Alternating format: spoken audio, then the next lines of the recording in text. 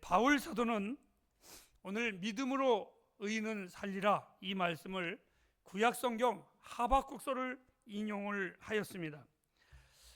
우리가 그 어떤 사람도 하나님 앞에서 자신들의 업적이나 행적이 완전하고 의로울 수는 없습니다. 왜? 성경은 이미 이렇게 말했습니다. 로마서 3장 23절에 모든 사람이 죄를 범하였음에 하나님의 영광에, 즉 하나님 앞에 의롭다함을 얻을 수가 없느니라.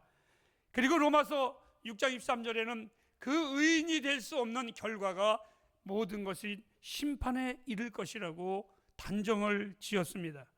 의인이란 스스로 의인이 되는 것이 아니라 오직 성경은 말했습니다. 믿음으로 말미암아 의롭게 되는 것입니다.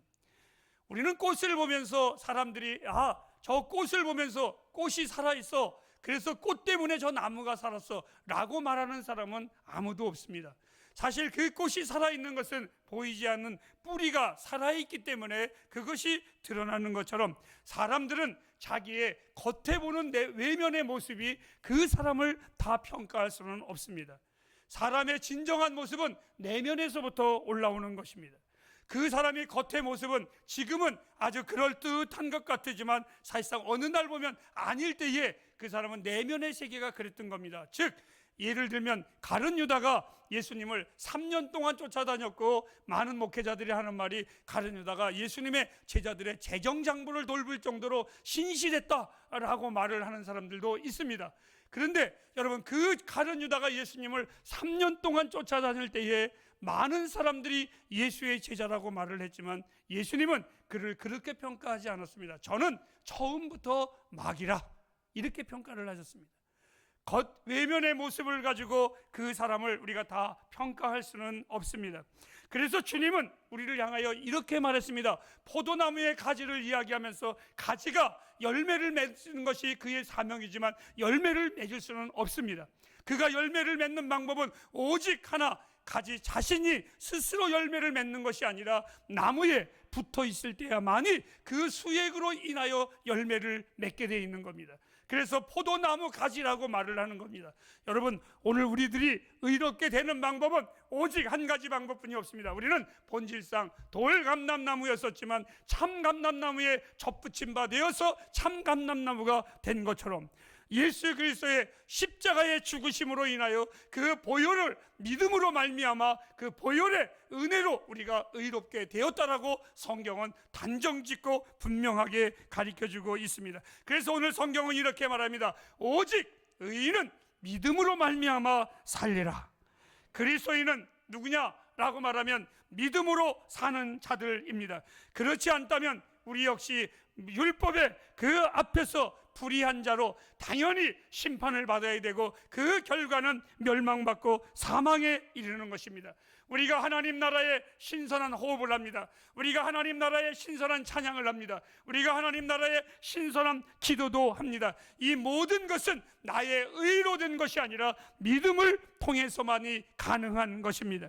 결국 그리스도인의 모든 삶은 믿음을 통해서만 판단된 것입니다. 나의 삶이 어떠한 삶을 살든 그것은 분명한 것은 믿음으로 판단이 되고 믿음으로 확실히 결정이 될 겁니다. 그리스도인들의 삶의 활력은 돈이 있어서 활력이 있는 것은 아닙니다. 그리스도인의 성장 역시도 마찬가지입니다. 그리스도인이 때로는 신앙생활을 잘하다가 나락이 떨어지는 것처럼 밑바닥에 떨어지고 감소할 때도 있습니다. 그 모든 것, 내가 기분이 좋을 때이나 나쁠 때이나 먹을 때이나 안 먹을 때이나 앉을 때이나 일었을 때이나 모든 그리스도인의 삶은 믿음에 달려져 있습니다. 믿음이 강력한 파도처럼 내 삶에 밀려온다면 그 사람은 생명의 물결도 거룩한 에너지도 우리 안에 가득 쌓이게 될 수 있습니다. 여러분들은 분명히 이렇게 고백한 사람들입니다. 하나님은 나의 하나님이시며 나는 하나님의 자녀라고 고백한들이라고 저는 확실히 믿습니다. 그렇다면 나는 여러분들에게 이렇게 부탁을 드립니다. 위대한 성도는 위대한 신자가 되어야만 합니다. 적은 믿음은 결코 적당히 살아가는 정말 능력 있는 그리스도인의 성도로서의 삶을 살 수가 없습니다. 2022년도 사랑하는 여러분, 믿음으로 사시기를 주님의 이름으로 축복합니다. 그리스도인들의 진정한 품위와 권력은 돈에 있는 것이 아닙니다. 세상의 명예에 있는 것도 아닙니다. 나는 한 사람이지만 두 사람의 성품을 가진 사람을 성경을 통해서 소개하고자 합니다. 그 사람이 누구냐? 바로 믿음의 조상이라고 하는 아브라함입니다. 이 아브라함 불신의 가정에서 태어났습니다. 그의 아버지 데라는 우상을 만드는 사람이었습니다. 그런데 하나님께서 갈대아 우르에서 그를 선택하여 불러내셨습니다.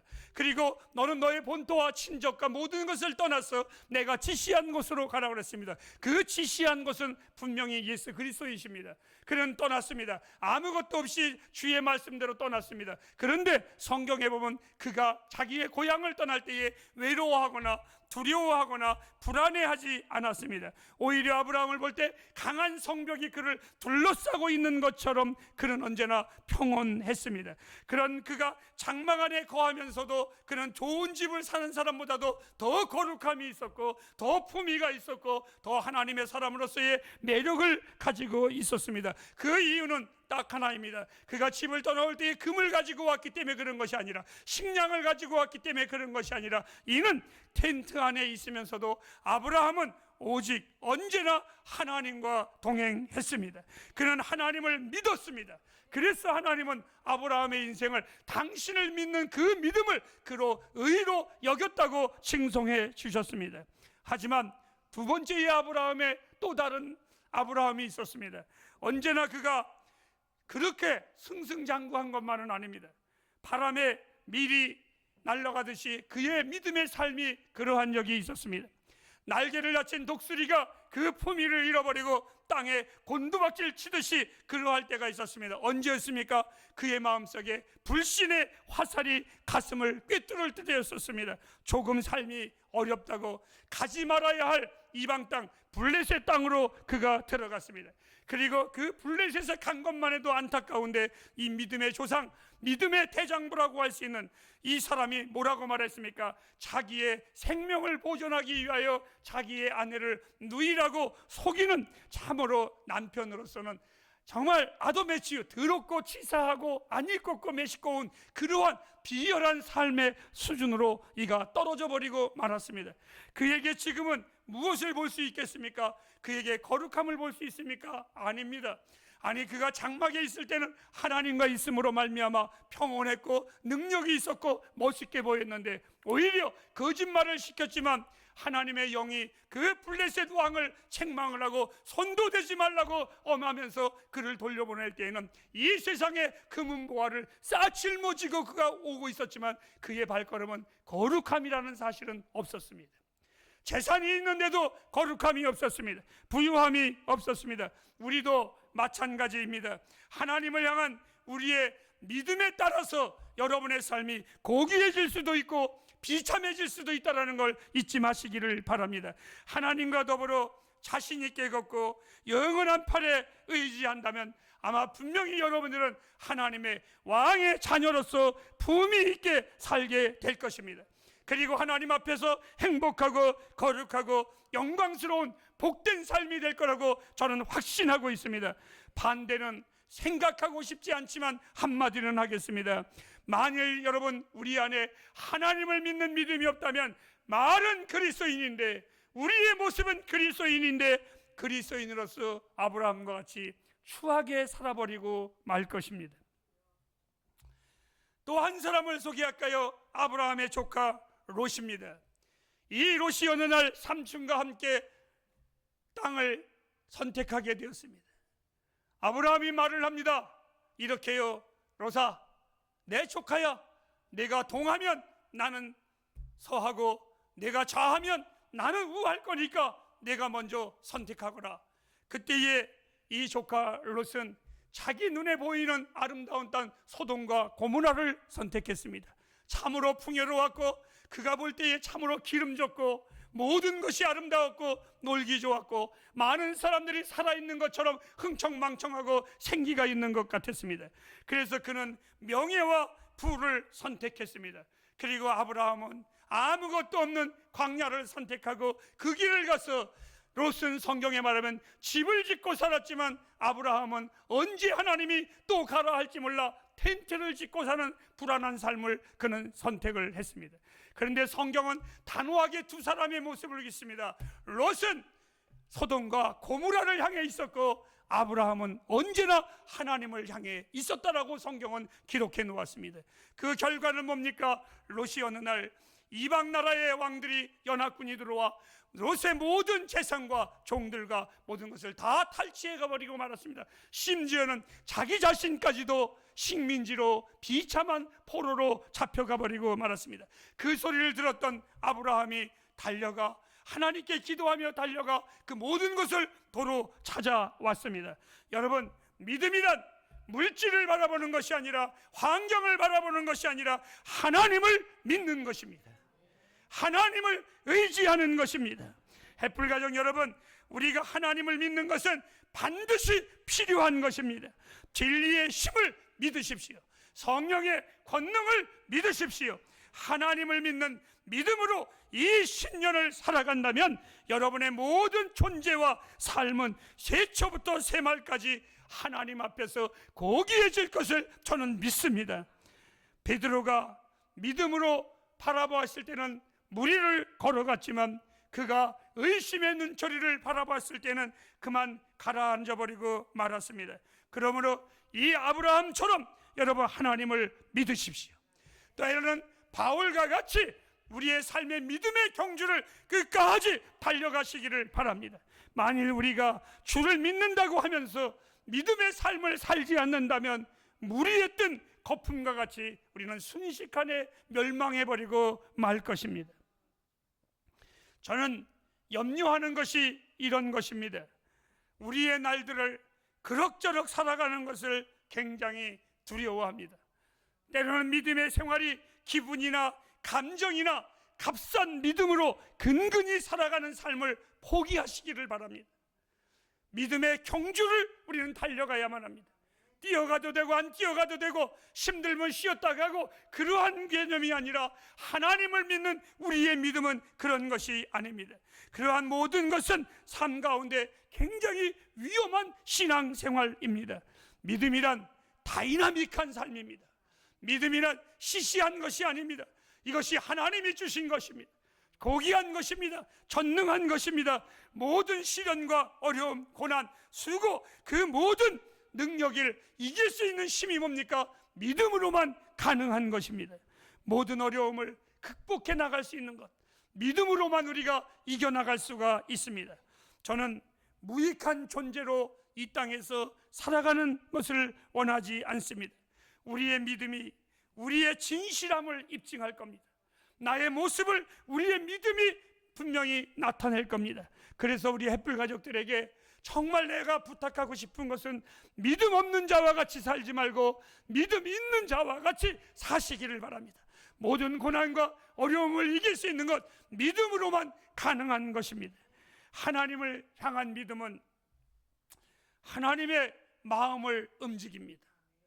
하나님을 믿는 믿음은 하나님의 그 선하신 도움의 팔을 움직입니다. 제가 얼마 전에 제주에서 불신자 중에 불신자, 제가 지금까지 살아오면서 대화가 안 되는 불신자는 내가 처음 봤습니다.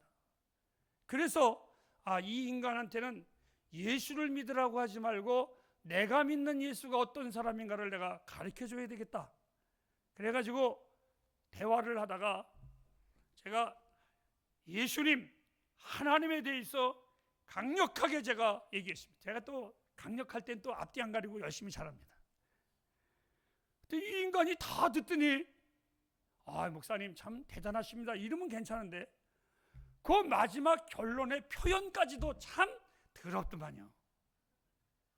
뭐라고 표현을 하냐면 목사님은 얘기를 들어보니까 광신자시네요.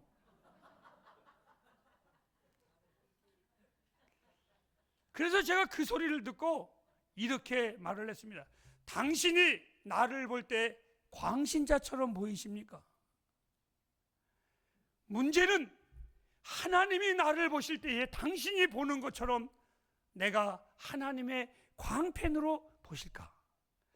나는 정말 당신이 나를 보는 것처럼 하나님이 나를 당신의 광팬으로 보기를 원하는 게 내 삶의 목표라고 말을 했습니다.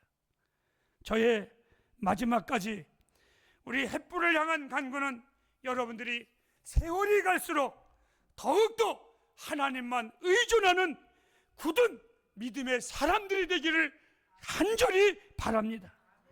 하나님은 나의 머리털까지도 헤아리는 분이십니다. 하나님이 할 일이 없어서 머리카락 세시나요? 아닙니다. 여러분, 우리의 사소한 문제도 하나님께 알리라고요. 하나님은 공중에 나는 새를 보라, 그 참새 한 마리도 하나님이 허락하지 않으면 떨어지지 아니할 것이라.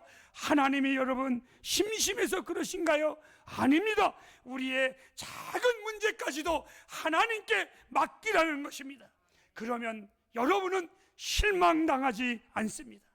그리고 놀라우신 하나님의 은혜를 발견하게 될 것입니다. 그리고 그분이 나의 선한 목자가 되심으로 내게 부족함이 없을 것을 경험하게 될 것입니다. 저는 해마다, 여러분도 그러시겠지만 저 역시도 결산을 합니다. 하나님, 지난 1년 뒤돌아보니까 하나님 참 감사했습니다. 하나님, 지난 1년 결산할 때 나의 인생의 노트에 결산의 결과를 이렇게 씁니다. 하나님, 주님이 나의 목자가 되신 1년이 내 삶이 정말 부족함이 없었습니다. 그리고 내 인생의 이 땅의 마지막 날 주 앞에 설 때에 주님이 네 인생을 어떻게 살았냐고 물어보신다면 또 저는 이렇게 말할 겁니다. 하나님 때문에 지난 내 인생, 하나님 믿음으로 걸어온 내 인생이 부족함이 없는 시간들이었었습니다. 기독교의 핵심은, 성도의 생명은 하나님을 믿는 믿음입니다. 이 교회가 재정장부가 넉넉하다고 그거나 꺼집어내는 교회가 되어서는 안 됩니다. 성도들이 있다고 그것을 부요함으로 여기는 교회가 되어서도 안 됩니다. 우리 교회에 지식이 있고 배운 자가 있고 학력이 있고 능력이 있는 자가 있다고 그것이 이 교회의 재산이 되어서도 안 됩니다. 이 교회의 진정한 강력함은 하나님을 믿는 믿음이 우리의 재산이 되어야만 합니다. 나의 배경은 하나님이시며 우리의 능력은 하나님을 믿는 믿음임을 믿으시기 바랍니다. 그래서 오늘 이 바울 사도는 우리에게 말합니다. 성도는 오직 믿음으로 사는 것입니다. 햇불 가족들 여러분, 나는 여러분에게 이렇게 묻습니다.